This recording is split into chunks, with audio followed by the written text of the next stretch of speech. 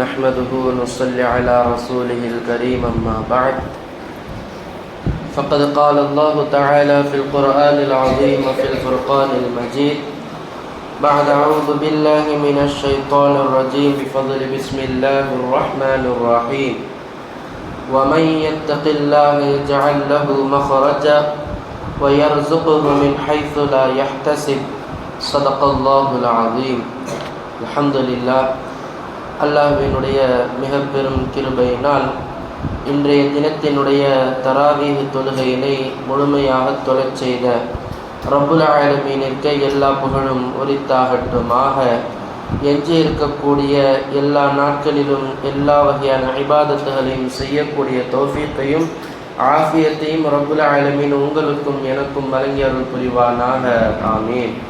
அல்ஹம்துலில்லாஹ். அல்லாஹ்வினுடைய மிக பெரும் பேரருளால் இன்றைய தினம் சூரத்து தலாக்கிலிருந்து சூரத்து நூஹ் வரையிலும் போதப்பட்டது.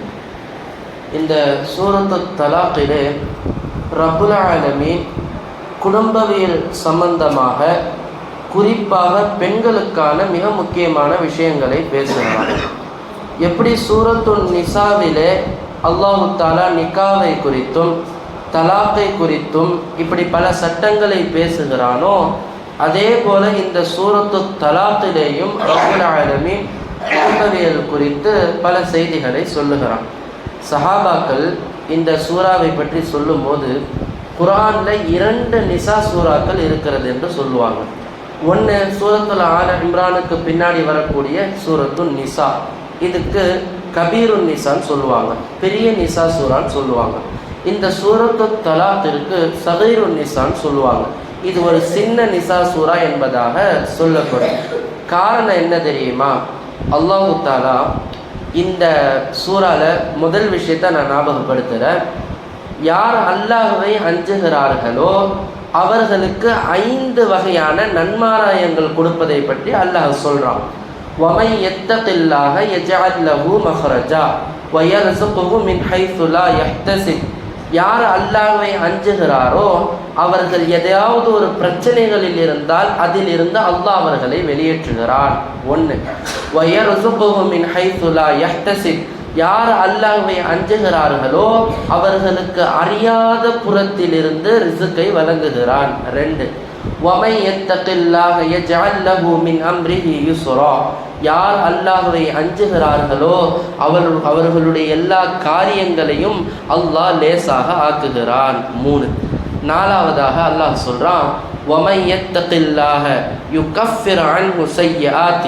யார் அல்லாஹ்வை அஞ்சுகிறார்களோ அவர்களுடைய அவ்வப்போது செய்கின்ற சிறிய பாவங்களை அல்லாஹ் மன்னித்து விடுகிறான். 5வதாக சொல்றான், وَيُعْظِمْ لَهُ أَجْرًا. யார் அல்லாஹ்வை அஞ்சுகிறார்களோ அவர்களுக்கு மகத்துவமான நற்கூலிகளை அல்லாஹ் வழங்குகிறான் என்பதாக யார் அல்லாஹ்வை அஞ்சக்கூடிய மனிதர்களுக்கு 5 நன்மாராயங்களை ரப்புல் ஆலமீன் இந்த திருசூறால சொல்லுகிறான். சரி, இப்போ இந்த 5 விஷயங்களும் இறக்கப்பட்டதுடைய காரணம் என்ன தெரியுமா? இந்த ஆயத்தினுடைய வசனங்கள் ஒரு வரலாற்று பின்னணியில் மூலயமாக தான் இந்த ஆயத்துகள் இறங்குச்சு. பெருமானார் ஸல்லல்லாஹு அலைஹி வஸல்லம் அவர்களுடைய காலத்தில் ஒரு வயதான ஒரு சஹாபி பெருமானார் இடத்துல வராங்க. அவர் என்ன சொல்கிறாரு, ஒரு கம்ப்ளைண்ட் பண்ணுறார். இந்த மாதிரி என்னுடைய மகனார் ஒரு சில தினமாக வெளியூருக்கு போனவர் காணா போயிட்டார், திரும்பி அவர் வரவே இல்லை. எனக்கும் என்னுடைய மனைவிக்கும் ரொம்ப வயசாகிடுச்சு, நாங்கள் வேலை செஞ்சு சாப்பிட்றதுக்கு கூட எங்களுக்கு வழி கிடையாது. எங்களுடைய மகனார் தான் எங்களுக்கு உணவு கொடுத்து எங்களை பார்த்துக்கிட்டு இருந்தார், எங்கள் மகனாரை காணலைன்னு சொல்லி பெருமானார் இடத்துல கம்ப்ளைண்ட் பண்ணுறாங்க. அப்போ பெருமானார் ஸல்லல்லாஹு அலைஹி வஸல்லம் அவங்க அழகாக சொல்கிறாங்க, இத்தகி, அல்லாஹ்வை நீங்கள் அஞ்சு கொள்ளுங்கள், வஸ்பிர், நீங்கள் பொறுமையாக இருங்கள். 3வதாக சொல்கிறாங்க, வஅக்ஸிர் லா ஹவுல வலா குவத இல்லா பில்லாஹ். லா ஹவுல வலா குவத இல்லா பில்லாஹ் என்ற கலிமாவை அதிகமாக சொல்லுங்கள் அப்படின்னு சொல்லி 3 விஷயங்களை சொல்லி கொடுக்குறாங்க. அப்போ நமக்கு ஒரு பிரச்சனை வருதுன்னு சொன்னால் பெருமானார் சொன்ன இந்த 3 விஷயத்தை நம்ம கடைபிடிக்கணும். முதல்ல அல்லாஹ்வை பயப்படணும், 2வது பொறுமையோடு அதை ஹேண்டில் பண்ணணும், மூணாவது அதிகமாக லா ஹவுல வலா குவத இல்லா பில்லா அப்படின்ட்டு இந்த கலிமாவை சொல்லிக்கிட்டே இருக்கணும். பெருமானார் ஸல்லல்லாஹு அலைஹி வஸல்லம் இந்த சஹாபிக்கு சொல்லி கொடுக்குறாங்க. இவங்க வீட்டுக்கு போன கொஞ்ச நாட்களிலேயே இவங்களுடைய தொலைஞ்சு போன அந்த மகன் திரும்ப வராரு. தொலைஞ்சு போன திரும்ப அவருடைய மகன் வராரு. வரும்போது 4000 ஆடுகளை மேய்ச்சிக்கிட்டு வராரு. இப்போ இதில் 2 விஷயம் இருக்குது. நான் முதல்ல ஒரு நன்மாயாரம் சொல்லணும், அந்த ஒரு ஆயத்து சொன்ன பார்த்தீங்களா? முதல் விஷயம் என்ன சொன்னேன்? யார் அல்லாஹ்வை அஞ்சுகிறாரோ அவர்களுடைய பிரச்சனைகளை விட்டும் அல்லாஹ் அவர்களை பாதுகாக்கிறார். அப்போ அவருடைய பிள்ளை தொலைந்து போனது பிரச்சனை, அவரை திரும்பி கொண்டு வந்து சேர்த்தது அந்த பிரச்சனையிலேருந்து அல்லாஹ் தஆலா அவர்களை பாதுகாத்தான்.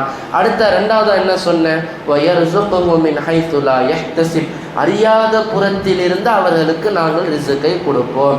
காணா போயிட்டு திரும்பி வரக்கூடிய மகனார் 4000 ஆடுகளை மேய்த்து வந்தது என்பது அவர்கள் எதிர்பார்க்காத அறியாத புறத்திலிருந்து அல்லாஹ் அவர்களுக்கு கொடுத்த ரிஸ்காகும். இதைத்தான் இந்த சம்பவத்தின் வாயிலாகத்தான் இந்த வசனங்கள் எல்லாமே இறக்கப்பட்டது. சரி, அப்போ அல்லாஹ் தஆலா சூரத்து தலாக்கை பற்றி சொல்லக்கூடிய சூறால ஏன் அல்லாஹ் முத்தகீன்களை பற்றி இங்கே பேசுகிறான்? இப்போ முதல்ல அல்லாஹ் தஆலா என்ன தெரியுமா சொல்கிறான்? பெண்களுக்கும் ஆண்களுக்கும் உண்டான மிக முக்கியமான ஒரு சட்டம். பெருமானாரை பார்த்து அல்லாஹ் சொல்கிறான், யா ஐயுஹன் நபியு இதா தல்லக்துமுன் நிஸா ஃபதல்லிகூஹுன்ன லிஇத்ததிஹின்ன வஅஹ்ஸுல் இத்தா வத்தகுல்லாஹ். நீங்கள் ஒரு மனைவியை நீங்கள் தலாக்கு விடுகிறீர்கள் என்று சொன்னால் அந்த தலாக்கு விடுவதற்குண்டான ஒரு கால வரையறை இருக்குது. அந்த நேரத்தில் தான் நம்ம தலாக்கை நம்ம கொடுக்கணும். நம்ம நினைக்கிற நேரத்திலெல்லாம் நம்ம கொடுக்கக்கூடாது. இந்த விஷயத்தில் வத்தகுல்லாஹ ரப்பக்கும், நீங்கள் அல்லாஹ்வை அஞ்சு கொள்ளுங்கள் அப்படின்னு சொல்கிறான். அப்போ இன்றைக்கி காலகட்டத்தில் இன்றைக்கி தலாக் அப்படின்ற ஒரு விஷயம் சமூகத்தில் ரொம்ப ஒரு சாதாரணமான விஷயமா போயிடுச்சு. இன்றைக்கி உட்காந்து ஒருத்தர் லெட்டர்லேயே 3 முறை தலாக்குன்னு எழுதி கொடுக்குறாரு. அல்லாஹ் சொல்கிறான், அந்த தலாக்கு கொடுக்கறதுக்குன்னு ஒரு கால நேரம் இருக்குது. எப்போ பெண்கள் மாதவிடாய் காலத்தில் இருக்கிறாங்களோ அப்போ அவங்களுக்கு நம்ம தலாக்கு கொடுக்கக்கூடாது. அவங்க எப்போ சுத்தமாக இருக்கிறாங்களோ அப்பொழுது தான் நம்ம அவங்களுக்கு தலாக்கு கொடுக்கணும்னு அல்லாஹ் முதல் வசனத்தில் சொல்கிறான். இதை யார் மீறுறாங்களோ வத்தகுல்லாஹ ரப்பக்கும், அவர்கள் அல்லாஹ்வை அஞ்சு கொள்ளட்டும்னு அல்லாஹ் தஆலா எச்சரிக்கிறான் பெருமானாருக்கு. அப்போ இந்த தக்வாவினுடைய வசனங்கள் எல்லாம் அல்லாஹ் சொல்லிட்டு தலாக்குடைய விஷயத்தில் நீங்கள் தக்வாவை பேணுங்கள். அடுத்தபடியாக அல்லாஹ் சொல்கிறான், அனாவசியமான காரணத்துக்காக வேண்டி தலாக்கு விடுவதோ புதா கேட்பதோ செய்யக்கூடாதுன்றதை அல்லாஹ் தஆலா கண்டிக்கிறான். இந்த சூறாவில் சொல்லப்பட்ட இது ஒரு சட்டம், முதல் சட்டம். 2வது தான் சமுதாயத்தில் மிக முக்கியமான ஒரு சட்டம். நல்லா ஆணித்தரமாக மனசில் ஏற்றிக்கங்க, ஆண்களும் சரி பெண்களும் சரி. ஒரு கணவர் ஒரு மனைவியை தலாக்கு விடுறார், சரிங்களா? ஒன்று. அல்லது ஒருத்தர் கணவர் வஃபாத் ஆயிடுறார். இப்போ இந்த பெண்களுடைய இத்தாவுடைய காலம் இருக்குது பார்த்தீங்களா? இந்த காலத்தை நல்லா மனசில் வச்சுக்கங்க. மார்க்கத்தில் சொல்லப்பட்ட கால அளவு 4 மாதம் 10 நாள். இதில் எந்த மாற்றமும் கிடையாது. 4 மாதம் 10 நாள் எல்லா பெண்களுமே இத்தால உட்காரணும். ஒன்று. சரி, சில பெண் மக்கள் இருக்கிறாங்க, வயது முதிர்ந்த பெண் மக்கள். இப்போ இவங்களுக்கு அதாவது அவங்களுக்கு மாதவிடாயே வராது, ஹைது நின்றுடும். ஒரு 50-55 வயசுக்கு மேலே அவங்களுக்கு மாதவிடாயுடைய காலக்கணக்கு கிடையாது. அல்லாஹ் நேரடியாக அவங்களுக்கு சட்டம் சொல்கிறான், யார் வயோதிகம் அடைந்து மாதவிடாய் காலகட்டத்தை தாண்டிட்டாங்களோ அவங்க 3 மாதம் கம்பல்சரி உட்கார்ந்து தான் ஆகணும். இத்தனை மாதம்?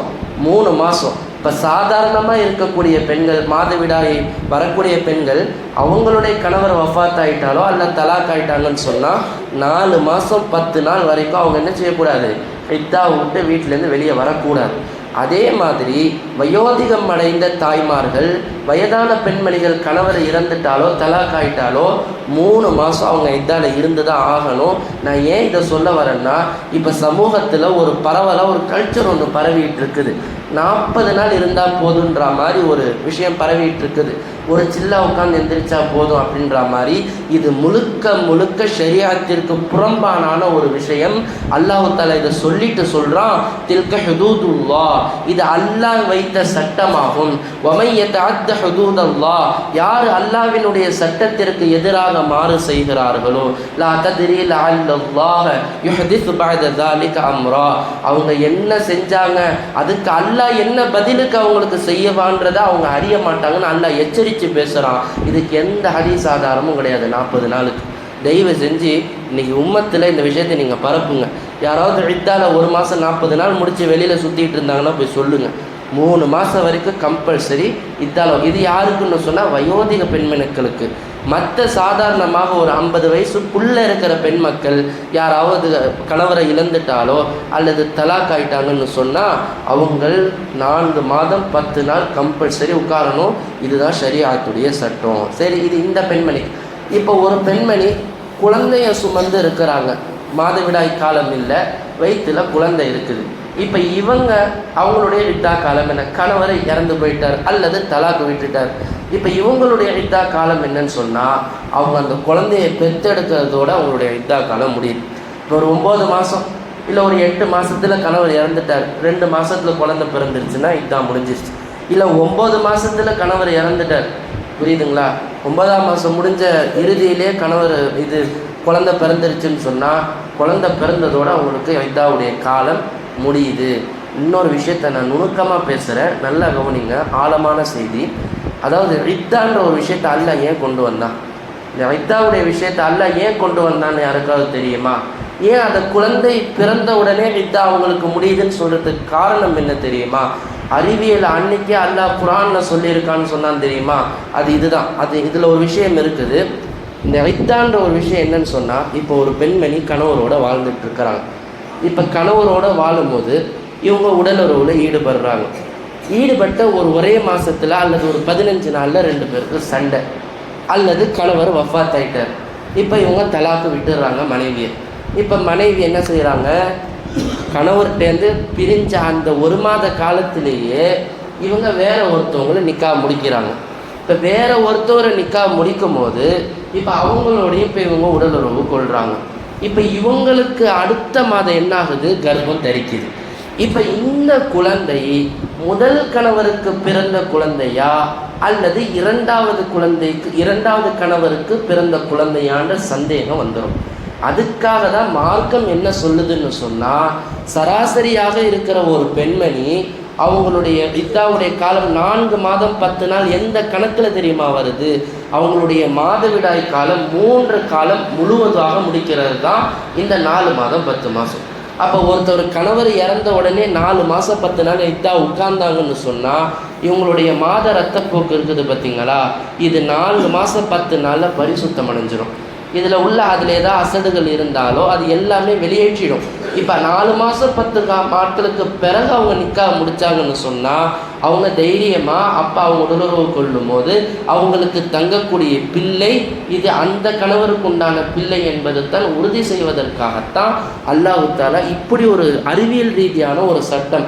இதில் அறிவியல் என்ன இருக்குன்னு கேட்டால், இன்றைக்கி குழந்தை தரிக்கிறத பாருங்கள், ஒரே மாதத்தில் நிற்கிறவங்களும் இருக்கிறாங்க, 2 மாதத்தில் தரிக்கிறவங்களும் இருக்கிறாங்க, 3 மாதத்தில் தரிக்கிறவங்க இருக்கிறாங்க. ஏன்னா உடனே குழந்தை நிற்குதுன்றதெல்லாம் இன்னைக்கு காலகட்டத்தில் கிடையாது. இவங்க அந்த தரித்ததுக்கு இந்த மாதம்தான் காரணமா அதுக்கு முன்னாடி மாதம்தான் காரணமான்னு கேட்டால் அறிவியல் ரீதியாகவே காரணமே கிடையாது. இது அல்லாஹ்வினுடைய செயல். அல்லாஹ் எப்போ வேணாலும் யாரை வேணாலும் தரிக்க வைக்கலாம். அதனால தான் அல்லாஹ் நமக்கு கடைசி பிரித்து கொடுக்க சட்டம் 4 மாதம் 10 நாட்கள் பெண்கள் கம்பல்சரி இதால் உட்காரணும். வயோதிகம் அடைந்த பெண் மக்கள் கம்பல்சரி 3 மாதம் சொல்கிறான், சலாசத்து அஷ்ஹூரின் வல்லாஹி லம் யஹிதுன், யாருக்கு ஹைது வராதோ அப்படிப்பட்ட பெண் மக்கள் 3 மாதம் உட்காரணும்னு ஓதப்பட்ட இந்த சூரத்து தலாக்கில் அல்லாஹ் சொல்லிட்டு தான் பிறகு இந்த வமை எத்தக்கில்லா, யார் அல்லாவை அஞ்சுகிறார்களோ அவர்களுக்கு இவ்வாறான நன்மாராயங்கள் எல்லாம் வழங்கப்படுகிறது. அப்போ பெண்கள் என்ன செய்யணும்னு சொன்னால் இத்தாவுடைய விஷயத்தில் அல்லாவை அஞ்சு கொள்ளுங்கள் அப்படின்றத அல்லாஹ் தஆலா இந்த சூறால சொல்கிறான். அதே போல் இப்போ ஒருத்தர் என்ன ஆகிடுறாரு, குழந்தை பிறந்துருச்சு, குழந்தை பிறந்ததுக்கப்புறம் இவர் தலாக்கு விட்டுடுறாரு. இப்போ குழந்தை பிறந்ததுக்கப்புறம் தலாக்கு விட்டதுக்கப்புறம் இப்போ இந்த பெண்மணிக்கு இவங்க குழந்தைக்கு பால் கொடுக்குறாங்க பார்த்தீங்களா, இந்த பால் கொடுக்கறதுக்காக வேண்டி கணவர் அவங்களுக்கு செலவு செய்யணும், கூலி கொடுக்கணுன்ற விஷயத்தையும் அல்லாஹ் பேசுகிறான். இப்படி பல சட்டங்களே ரப்புல் ஆலமீன் இந்த சூரத்து தலாக்கில் பேசுகிறான்.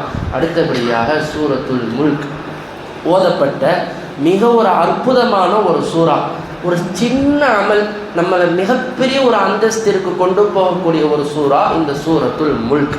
அல்லாஹ் தஆலா யார் இந்த சூரத்துல் முல்கை இரவு நேரத்தில் ஓதுறாங்களோ இந்த சூரத்துல் முல்க் அவங்களுக்கு என்ன தெரியுமா செய்யும்? கபரில் ஒரு மனிதனை வைக்கப்படும் போது இவன் உண்மையிலே பாவம் செஞ்சு நிறைய பாவியாக இருந்தான்னு சொன்னால் அந்த கபரில் இவனை வேதனை செய்வதற்காக வேண்டி கபரே வரும். அப்போ இவருடைய கால் அளவில் முதல்ல வேதனை ஆரம்பிக்கப்படும். வேதனை வரும்போது ஒரு ஒளி ஒன்று வந்து என்ன செய்யுமா, இவரை நான் வேதனை செய்யாதன்னு தடுக்குமா. அந்த ஒளி வேறு யாதுமே இல்லை, சூரத்துல் முல்க். அப்போ கால் அளவை தாண்டி அடுத்து இடுப்பளவு, இப்படியே அவருடைய உடல் அளவு, அப்படியே ஒவ்வொன்றா வேதனை வர வர வர வர ஒரு ஒளியாக இந்த சூரத்துல் முல்க் இவரை ஒட்டுமொத்தமாக கபரில் உள்ள வேதனைகளை விட்டும் பாதுகாக்கக்கூடிய ஒரு சூறா இந்த சூரத்துல் முல்க். எனவே வாழ்க்கையில் இந்த சூரத்துல் முல்கை நம்ம கையில் எடுக்கணும். தினசரி இஷாவுக்கு பிறகு மகரிபு, இன்றைக்குமே நீங்கள் மதரசாக்களில் போய் பார்த்தீங்கன்னு சொன்னால் 7 வருஷம் 10 வருஷம் ஓதுறாங்க தெரியுமா ஆலிம் உலமாக்கள். தினசரி மகரிபுக்கு பிறகு வாக்கியா ஓதணும், இஷாவுக்கு பிறகு சூரத்துல் முல்க் ஓதிட்டு தான் படுக்கணும் பழக்கப்படுத்துகிறாங்க. காரணம், இவர்கள் வாழ்க்கையில் என்ன பாவம் யார் என்ன செஞ்சாலும் ரப்புல் ஆலமீன் இந்த சூரத்தில் முல்கின் மூலமாக நம்முடைய பாவங்களை மன்னித்து கபருடைய வேதனைகளை விட்டு நம்மை பாதுகாக்கிறான். எனவே குர்ஆனில் இப்படியான